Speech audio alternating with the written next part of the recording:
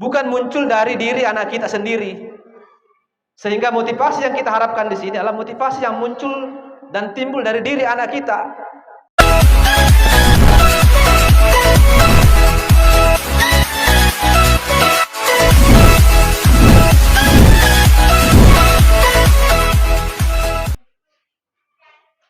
Bismillahirrahmanirrahim. Assalamualaikum warahmatullahi wabarakatuh. Selamat pagi. Salam sejahtera untuk kita semua.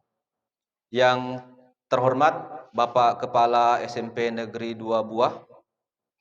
Yang kami hormati Bapak Wakil Kepala Sekolah urusan kurikulum, serta Bapak Ibu orang tua siswa kelas 7 yang sama berbahagia. Alhamdulillah wa syukurillah, la haula wala quwata illa billah. Tentunya pertama-tama marilah kita memanjatkan puji dan syukur atas hadirat Allah Subhanahu wa taala, karena pada pagi hari ini kita masih diberi kesempatan untuk sama-sama hadir di sekolah ini. Terciptanya budaya-budaya positif dan terciptanya lingkungan yang sehat. Ini si pertama orang tua siswa kelas 7. Nanti jam 10 ya, baru kami undang lagi orang tua kelas 8 dan insya Allah besok orang tua kelas 9. Sehingga nanti terciptanya budaya-budaya positif yang ada di sekolah kita. Sehingga terciptanya lingkungan aman, nyaman bagi semua stakeholder di sekolah, mulai dari siswa, guru-guru, sampai kepala sekolah. Nah, apa sih sebenarnya itu budaya-budaya positif yang ada di sekolah? Nah, ini ada beberapa pertanyaan pemantik Bapak Ibu. Tadi Bapak Kepala Sekolah menyinggung mengenai hukuman dan kekerasan. Nah, apakah Bapak Ibu setuju ini? Hukuman itu dapat mendisiplinkan anak. Setuju Bapak Ibu? Setuju. Kemudian pemberian hukuman dengan hal positif seperti membaca atau membersihkan halaman sekolah dapat meningkatkan disiplin anak.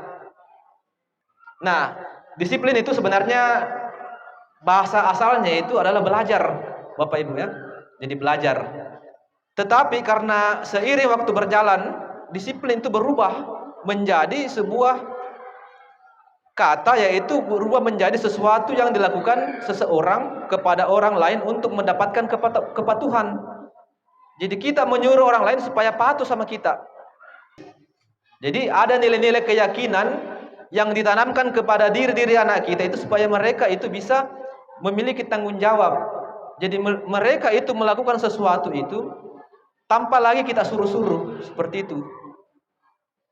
Nah, bagaimana cara mendisiplinkan anak? Itu tentunya bukan melalui kekerasan atau melalui ancaman, tetapi kita melakukan komunikasi tentang perilaku yang efektif antara orang tua dengan anak kita, ya. Orang tua dengan guru, guru dengan murid dan sebagainya. Kita jalin komunikasi bagaimana mencari sesuatu itu supaya anak ini bisa memperbaiki kesalahan yang telah dia lakukan. Jadi bukan kita memberikan hukuman, tapi bagaimana anak ini menyadari kesalahan itu dan dia bisa memperbaiki kesalahan yang telah dia lakukan. Adanya gotong royong ya, dan berkebinekaan global. Nah, tadi ya, hukuman ini yang Bapak Ibu sampaikan katanya bisa memberikan motivasi ya.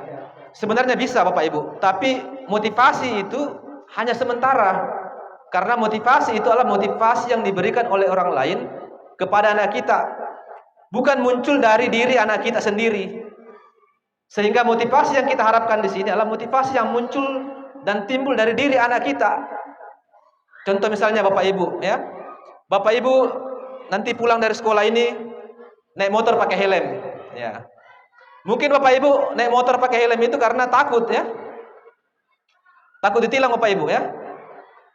Atau karena apa? Karena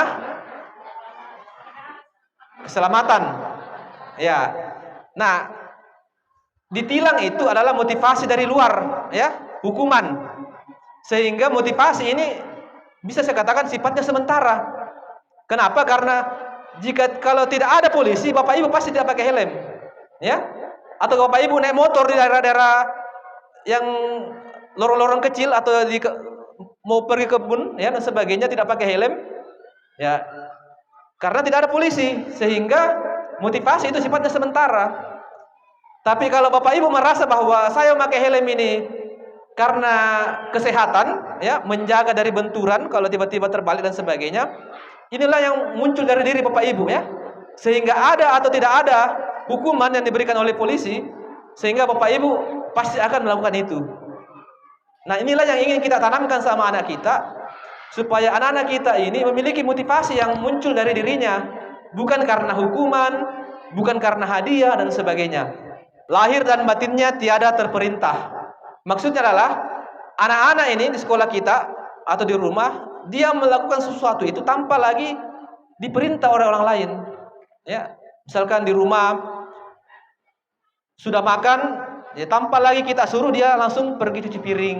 Ya, di sekolah dia melihat sampah, dia tergerak hatinya untuk memungut sampah tanpa lagi kita suruh. Itu namanya adalah anak-anak yang merdeka.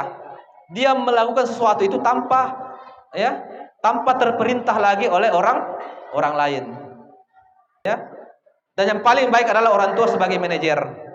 Kenapa? Karena orang tua sebagai penghukum itu, efeknya itu anak-anak itu bisa mendendam sama kita, ya. Timbul rasa mendendam sehingga dia bersifat agresif. Dia akan melampiaskan kemarahannya dengan sesuatu hal yang lain. Ya, bagaimana anak-anak ini kita kasih dia kesempatan untuk bagaimana supaya mereka memperbaiki kesalahannya. Ya. Dahulu kita pernah berpikir bahwa saya ini bisa sukses, anggap saya ini sebagai guru sekarang, bisa sukses karena waktu saya sekolah dulu saya dihukum oleh guru saya. Saya dipukul, ditendang. Ya, itu zamannya saya dulu waktu sekolah. Tapi sekarang ini zamannya pendidikan abad 21 ini. Sekarang kita guru dan orang tua ini dibatasi namanya HAM. Sehingga tindakan kekerasan baik itu di sekolah maupun di rumah, itu harus kita hilangkan. Saya menganggap bahwa murid itu ibaratkan sebagai padi, Bapak Ibu, ya. Petani itu, ya, tugasnya hanya menuntun tumbuhnya padi menjadi padi yang subur. Mungkin di antara bibit-bibit padi itu ada bibit yang tidak berkualitas, ada bibit-bibit yang berkualitas. Tetapi karena petani ini menuntun padi ini, merawat dengan baik sehingga menjadi padi-padi yang berkualitas. Walaupun bibitnya mungkin kurang berkualitas. Ya. Nah, itulah murid kita yang ada di sekolah ini, Bapak Ibu, ya. Ada mungkin murid kita yang dasar pengetahuannya rendah. Ada mungkin murid-murid kita yang karakternya kurang baik. Ada mungkin anak-anak kita yang mungkin sudah bagus karakternya. Tugas kita guru di sini adalah menuntun anak-anak kita menjadi anak-anak yang berkualitas. Itu bukan tugas kami juga, tapi tugas kita juga semua sebagai orang tua, ya. Tentu harus ada kolaborasi antara guru dengan orang tua. Karena kami guru di sekolah ini hanya bisa menemani anak Bapak Ibu itu hanya berapa jam saja. Jam 7 pagi sampai jam 2 siang. Selebihnya itu adalah pergaulan di rumah dan di lingkungan sekitar. Sehingga bukan hanya guru juga, orang tua juga, tapi lingkungan sekitar juga itu sangat berpengaruh terhadap perkembangan anak-anak kita, ya. Tentunya kita menginginkan pergaulan anak kita di rumah itu adalah pergaulan-pergaulan yang baik, ya. Nah, itu, ya. Pulang ke rumah juga begitu, dia menyalami kita, ya. Nah, inilah budaya juga yang kami terapkan di sekolah. Masuk ke sekolah ini, ya, mereka menyalami gurunya. Ini adalah budaya-budaya positif yang harus kita terapkan, bukan hanya di sekolah tapi di rumah. Kemudian juga sekarang ini yang hampir hilang ini budaya tabe, ya.